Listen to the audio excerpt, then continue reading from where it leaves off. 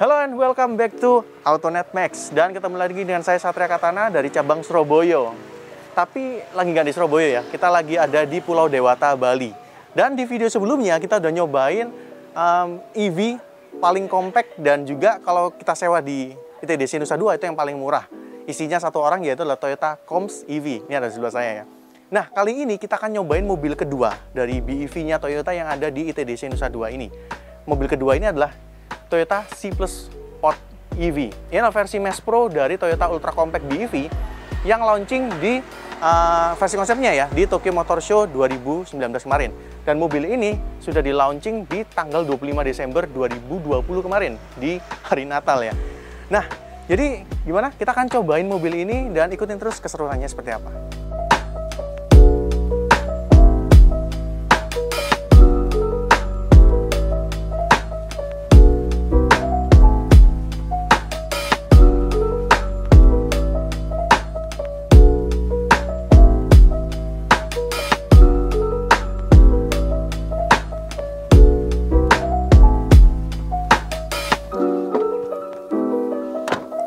Oke, jadi tadi kita udah di charging stationnya atau shelternya Toyota dan sekarang kita pindah tempat, masih di Nusa Dua, masih di ITDC. Jadi mobil ini tuh sudah dijual di Jepang per Desember kemarin, tapi tidak bisa dibeli oleh individu, tidak bisa dibeli oleh personal. Yang bisa membeli mobil ini adalah corporate atau organisasi saja. Tapi tenang aja, buat kalian yang berharap someday ingin punya mobil ini, Toyota itu sudah ngasih tahu kalau mobil ini akan mulai dijual untuk perorangan, untuk individu per tahun 2022. Ya, jadi sabar-sabar aja. Kalau kita pakai harga yang ada sekarang, itu harganya ada di angka 225 jutaan. Kita akan cantumkan di bawah ya. Itu untuk konversi dari yen ke rupiah secara langsung ya. Kalau harga mobil ini di Indonesia yang dibawa Toyota, ya jelas kita nggak tahu lah. Oke, gak usah lama-lama, kita bahas dulu eksterior mobil ini. Kita mulai dari sisi depan ya. Kalau kalian berharap bahwa mobil ini tuh pakai kap metal, enggak ya. Ini plastik, bumper plastik juga. Jadi bagian depannya ini plastik semua. Bahkan kalau atas ini kita bisa sedikit buka ya. Nah, ini bisa dibuka. Dan kalau kita lihat isi dalamnya ini kelihatan ada aki dan juga ada modul ABS-nya. Sedangkan untuk charging, dia ada di sini nih. Ini nggak ada lockingnya ya, dia cuma ditekan aja, dia bisa ngebuka. Nah, dia ngecharge dari sini nih. Oke. Kita tutup aja. Dan satu perbedaan yang detailnya kecil aja, kalau dibandingkan dengan Comms EV, mobil ini akhirnya punya logo Toyota ya. Dan ini logo Toyota elektrifikasi, ada pendar birunya. Kalau di Comms EV yang sebelumnya, itu logo Toyotanya hampir nggak ada. Adanya stiker, dan itu pun tambahan. Nah, bumpernya dia kelihatan lempeng-lempeng aja ya. Dan ini mayoritas warna hitam plastik gitu. Nggak ada ornamen yang gimana-gimana banget, karena sekali lagi ini mobil listrik ya. Lampu, dia pakai lampu yang sipit. Dan dia sudah LED nih. High beam dan low beamnya sudah LED, tapi untuk lampu senya dia masih pakai lampu bohlam biasa. Kacanya cukup lebar ya. Dan dia pakai wiper yang cuma satu aja. Tapi wipernya udah model kayak mobil pada umumnya, nggak kayak punyanya Comms EV yang dia tegak gitu, kayak bis gitu ya. Lalu juga ada spion, dan spionnya ini lebih proper daripada Comms EV ya, karena ukurannya itu setara dengan beberapa city car atau mungkin LCGC yang ada di Indonesia. Ada lampu senya dan ada tangkainya. Nah, kalau kalian perhatikan, dasar basisnya mobil ini tuh warnanya putih ya. Putih dengan atap hitam, two-tone gitu lah. Tapi bagian atapnya ini pakai lapisan plastik lagi. Dan di sini ada 3 sirip pemecah angin ya, biar aerodinamikanya lebih bagus. Mungkin ya. Atapnya dia pakai warna doff, termasuk sampai ini ya, atap tengahnya ini ada tarikan-tarikan garisnya dengan warna plastik doff. Nah, sedangkan kacanya ini ada yang menarik nih.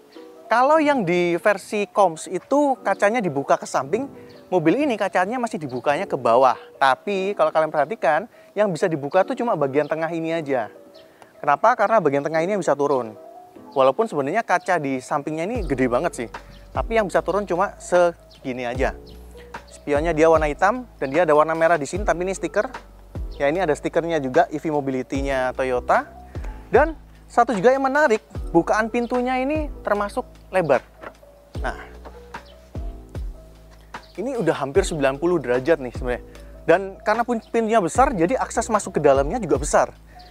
Ini agak sedikit beda kalau kita bandingkan dengan Koms EV yang sebelumnya, yang akses masuknya tuh agak sempit. Kalau ini tuh aksesnya gampang banget. Kita tinggal masuk gini tuh mudah gitu ya. Dan kacanya kalau kita buka jadinya seperti ini. Ya, manual ya, nggak ada elektrik.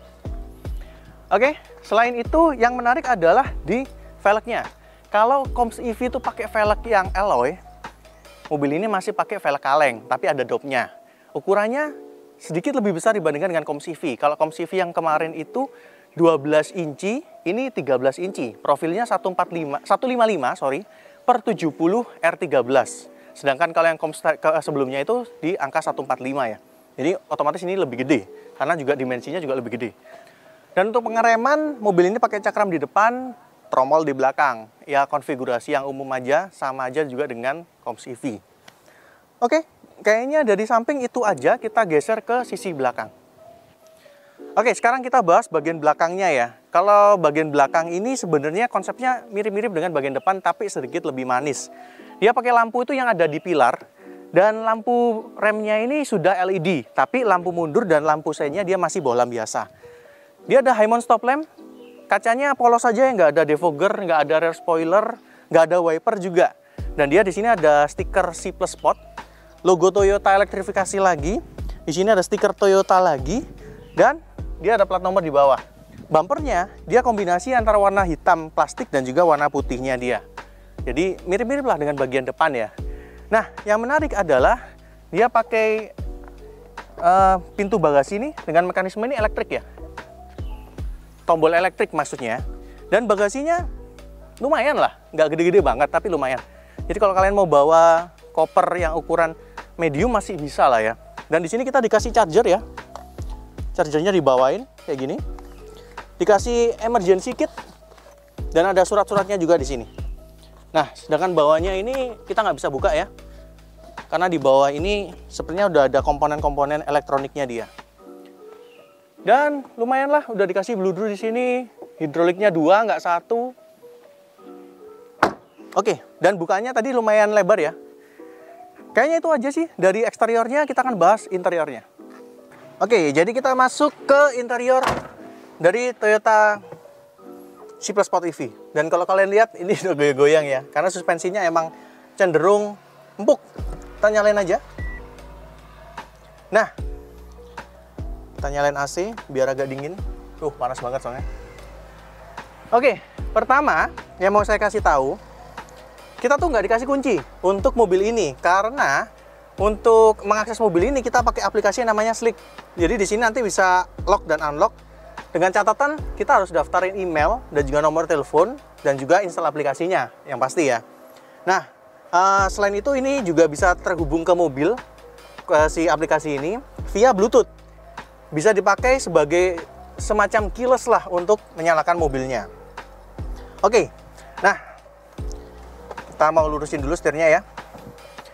Oke, kalau kita lihat pertama interior mobil ini, yang jelas ini kelihatan lumayan luas sebenarnya, nggak sekecil kelihatannya dari luar ya. Waktu kita masuk ternyata ruangnya lumayan gitu. Karena pertama dashboardnya tuh kayak jauh ke depan gitu ya. Dan di sini tuh ada ruang buat kita bisa taruh HP, atau mungkin taruh dompet atau taruh barang-barang yang kecil-kecil. Yang menarik, dia juga punya colokan USB ya, 2,1 ampere. Lalu ada colokan 12 volt juga di sini. Jadi kalau kalian naik mobil ini berdua, masing-masing mau ngecas, nggak akan rebutan. Di depan dia ada ornamen kayak garis-garis gini, ini cuma hiasan aja. Ada kisi AC, ya ini adalah pembeda antara Koms EV dengan C+ Sport ini, punya AC. Dan jujur aja buat mobil yang sekecil ini, AC-nya kita masih di speed 1 nih. Ini tapi AC-nya berasa dingin banget. Hembusannya tuh kayak kuat banget gitu. Nah, untuk setir, dia pakai setir yang polos dan ini modelnya kayak Toyota Hilux ini. Ini polos hitam gini aja, ada logo Toyota dan ada airbag. Airbagnya ada 2 ya, jadi ada dual airbag. Ada sunshade di sini, bisa dipindah ke samping, tapi nggak ada kaca dan nggak ada lampu. Buat penumpang juga ada. Ada kaca spion tengah, tapi dia masih day night view biasa ya, belum auto dimming. Ya wajar aja secara kelas harganya, dan juga segmennya masih masuknya ya yang spion biasa. Turun lagi ke bawah ada tombol AC dan blowernya. Semakin kita memperkuat blowernya waktu AC-nya nyala, semakin sedikit range-nya yang bisa kita capai ya. Lalu ada untuk penghangat kursi kanan dan juga kiri, dan start stop buttonnya ada di sini ya, dengan tombol warna kebiruan tulisannya power. Untuk tombol-tombol di sebelah kanan ada tombol untuk ini ya, spion, dan dia bisa retract secara elektronik, dan ada pengatur ketinggian lampu. Dan Toyota memberikan satu tombol tambahan warnanya merah di sebelah kanan ini, kalau nggak salah itu untuk tombol darurat ya. Oke, untuk setir dia fix ya? Oh enggak. Oke, untuk setir dia nggak fix ya, dia masih bisa naik turun dan bisa teleskopik nih. Kursinya juga dia bisa sliding, bisa recline juga. Sayangnya dia nggak bisa naik turun ya, karena juga atapnya juga selisihnya tuh nggak jauh banget headroomnya. Nah, perpaduan dashboardnya ini warna putih dan hitam. Di sini dia juga ada tempat buat taruh-taruh barang kecil, mungkin koin-koin, tapi ini nggak ada glove box-nya ya. Dan di pojok situ itu ada buat ngisi si air washer-nya ya. Nah, untuk tuas lampu ada di sebelah kanan, dan seperti yang saya katakan dia lampunya LED dan sudah auto, dan ada tombol untuk lampu kotanya.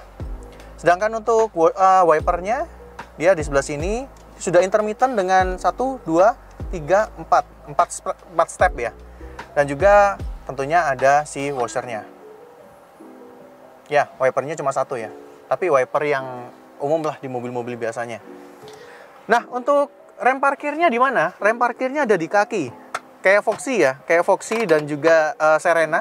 Jadi di kaki sebelah kiri, dan ada footrest-nya sebelah kiri. Sebelah kanan ada pedal gas dan juga pedal rem. Dan di tengah dia ada cup holder 2 biji. Bisa taruh minuman di sini ya. Di sini kosong, cuma ada bakal buat ini ya, buat seat belt-nya. Nah, untuk panel instrumen mobil ini tuh juga sama-sama simple ya, mirip seperti Coms EV. Di sebelah kanan tuh ada seperti MID gitu. Kalau lihat bentuk kotaknya jadi mirip kayak punyanya Avanza ya, tapi dia warnanya gelap ini, hitam. Ada indikator untuk gigi, ada sisa range berkendara, ada indikator si baterainya sendiri.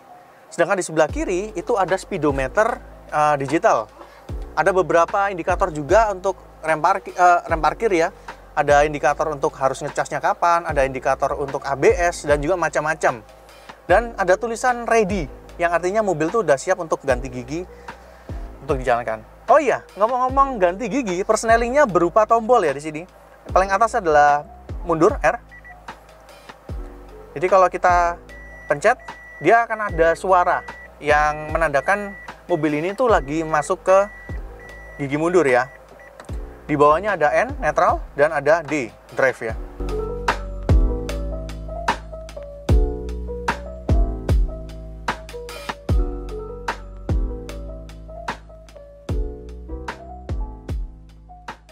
Oke, jadi mulai jalan naik Toyota C+ Sport EV. Dan kalau dibandingkan dengan Coms EV, salah satu hal paling krusial yang ada di mobil ini adalah AC. Tapi emang ada harganya yang harus kalian bayar waktu kalian nyalain AC. Kalau kita posisi mati AC-nya, range-nya ada di angka 140-an. Tadi waktu kita start ada di angka 143 km. Begitu kita nyalakan AC, range-nya berubah jadi 80-an, 81, 80 sekarang. Jadi kemakan tuh hampir 50% ya kalau kita pakai AC atau enggak. Ya, mau range jauh atau mau adem, itu pilihannya ya. Nah, sementara karena kita mau muter-muter, kita matiin dulu AC-nya. Oke, nyetir mobil ini pertama feelingnya lebih berasa mobil daripada Coms EV ya, karena paling nggak ini dia lebarnya itu lebih lebar dibandingkan dengan Coms EV, dan isinya 2 orang, walaupun ini jarak duduknya tuh nggak terlalu jauh ya, deket banget, nggak bisa social distancing. Oke, kita mau ngerasain dulu pertama setirnya. Setirnya mobil ini tuh enteng ya. Kalau si Coms EV tadi berat, ini enteng. Nah, Ini rasanya emang kayak bawa mobil-mobil kecil yang biasanya kita bawa lah di perkotaan ya. Lalu suspensinya, surprisingly mobil ini tuh empuk. Seriusan, mobil ini empuk bantingannya. Coms EV itu berasanya sedikit lebih keras kalau dibandingkan dengan mobil ini. Mobil ini tuh jatuhnya tuh empuk banget. Enak loh mobil ini kalau buat komuter gitu. Lalu pedal gasnya, ini pedal gasnya bisa dibilang bisa gradual ya, kita bisa nakar ya untuk gasnya, dan responnya itu lebih responsif kalau kita bandingkan dengan si Coms EV. Jadi si Spot ini kalau kita gas tipis-tipis dia akan jalan santai, tapi kalau kita gas agak dalam langsung, ini ada hampir 40 km per jam, jadi lebih responsif. Karena secara spek memang mobil ini lebih tinggi speknya kalau dibandingkan dengan si Coms EV. Lalu bagaimana dengan pengereman? Ini salah satu yang saya soroti juga, karena yang di Coms EV pengeremannya lumayan oke juga ya. Di sini dia agak digital ya, mirip kayak Toyota yang kita kenal, mobil-mobil Toyota yang kita kenal ya. Jadi agak sedikit dalam, baru dia bakal engage gitu ya remnya. Kita kan sedikit hard brake, dan lumayan lah remnya ya. Untuk mobil kecil gini bisa diandalkan lah. Untuk kekedapan suara, bisa dikatakan kekedapan kabin dari mobil ini tuh bagus ya. Tapi kalau kita nyetir mobil ini tuh ada suara-suara motor listrik atau suara-suara buatan gitu ya. Jadi nggak hening gitu. Tapi nggak separah di Coms EV. Coms EV itu bener-bener rasanya tuh kayak deket banget, kayak nggak ada material buat bikin suara motor listriknya kedap gitu. Kalau di mobil ini tuh berasanya lebih kedap, lebih enak gitu.